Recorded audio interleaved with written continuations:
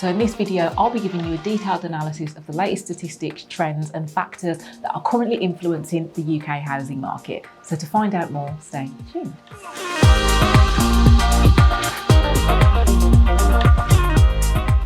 Now guys, before we get into the detail of today's video, if the time has come for you to consider mortgage or remortgage options, then make sure that you head over to our website, which is dm.mortgage, and there you can book in for a free of charge mortgage appointment with a member of our fully qualified mortgage advice team. Now let's start guys by taking a closer look at some of the key statistics for the month of August in terms of house price data. Now of course I will be able to share with you the data up until September, but because we are only in the first week of October, it does take a bit of time before that data becomes available. So what I firstly want to do is look at the monthly price decline in house prices. So in August, the average house price in the UK experienced a fairly significant drop of 1.9%.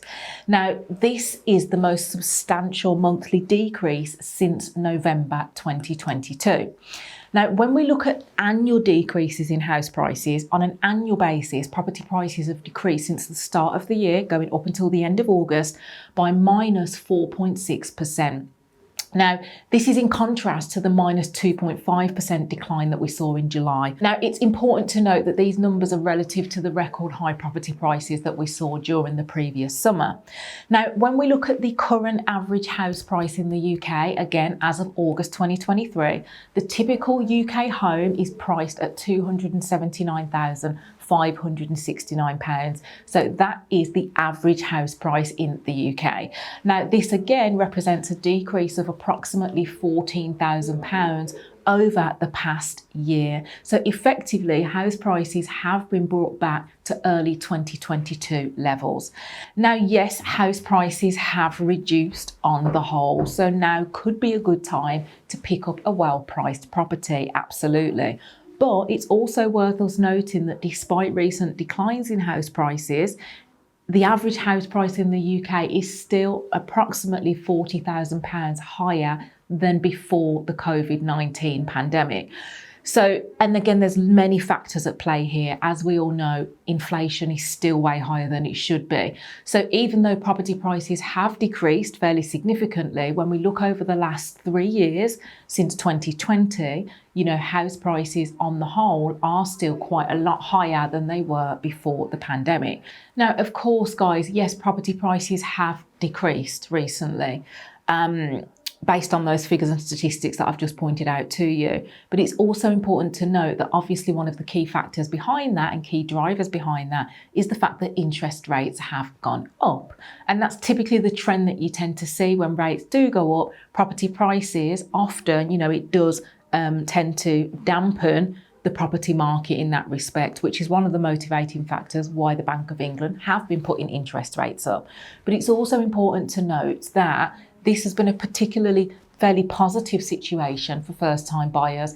Now, if you're looking at selling a property, it's probably news that you don't want to hear. Property prices have come down. But certainly if you're a first-time buyer, another key statistic that I want to point out is that the house price to income ratio, so in other words, when we look at the income of a first-time buyer in comparison to the price of a property, that ratio has fallen from a peak of 5.8 in June of 2022 to its current level of 5.1.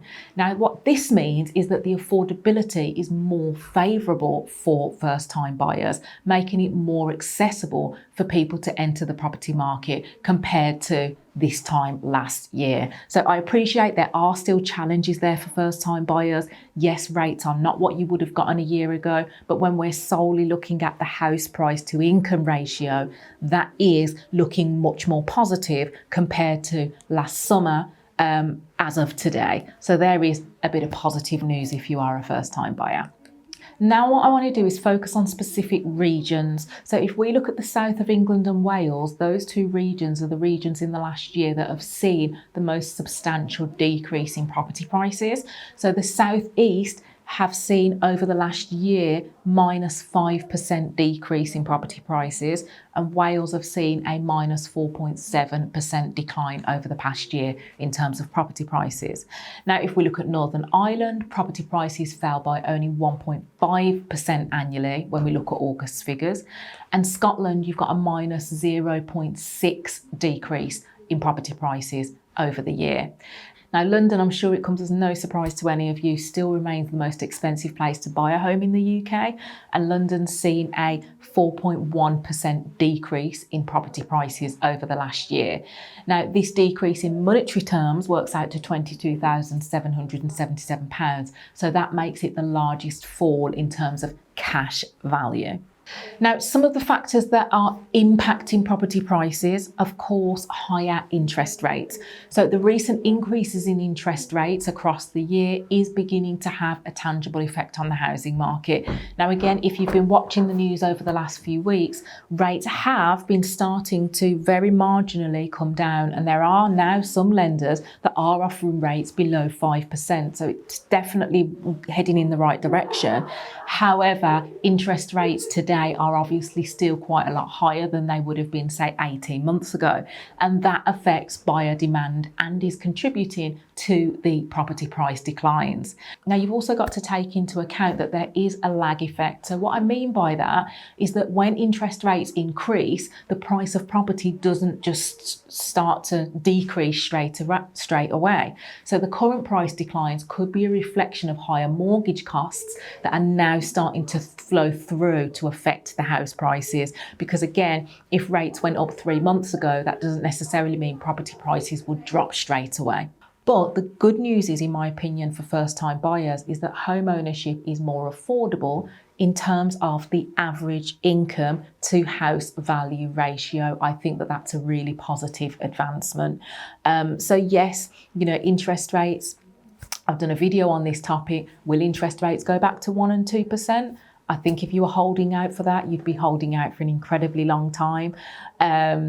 Never say never, but I certainly think it's highly unlikely, based on evidence, that that's happening anytime soon. So in summary, guys, property prices have decreased as per August's figures, looking back over the last year. Bank of England base rate has remained frozen, at least as far as the last announcement went. And mortgage lenders have continuously been reducing their rates. So in my personal opinion, for what it's worth, things are looking a lot more positive. And I think if you are a first-time buyer, then now would be a good time to potentially start looking at your property options. But ultimately, navigating the market, things are forever changing in the mortgage and the property market. It is intricate, but don't worry. That's what our expert team are here to do, is to help you to navigate through the complexities of things. Now, of course, we don't have a crystal ball. No one knows for sure what will happen with house prices or with interest rates for that matter.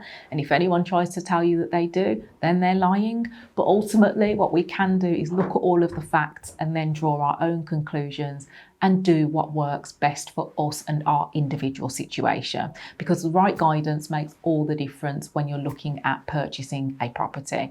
Now, that's it for today's video. Subscribe to the channel if you haven't already. Hit the notification bell. So that's the little bell that appears next to the subscribe button. And that means that you won't miss any future video uploads. Make sure that you head over to our website to book in for a free mortgage assessment if you are about to embark on your property buying journey for the first time, or if you've already got a mortgage that needs reviewing, then go over to our website and book in there for a free appointment.